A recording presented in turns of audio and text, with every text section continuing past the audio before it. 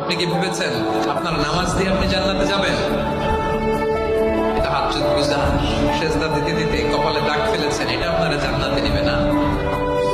আপনি এলাকার সবচেয়ে বড় হাতেম তাই দানশীল, এই দানের ভরসায় বসে আছেন। কশিন কালো আমাদের নামাজ, আমাদের রোজা, আমাদের ইবাদত, এগুলোকে মিজানের পাল্লায় উঠালে কোনো ওজনই হবে না। তবে আমাদের একটা কৌশল জানা আছে, আমরা আল্লাহর রহমতের।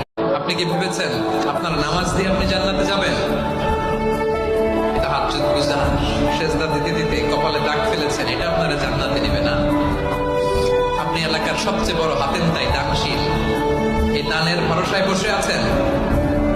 কশিন কালো আমাদের নামাজ, আমাদের রোজা, আমাদের ইবাদত, এগুলোকে মিজানের পাল্লায় উঠালে কোনো ওজনই হবে না। তবে আমাদের একটা কৌশল জানা আছে, আমরা আল্লাহর রহমতের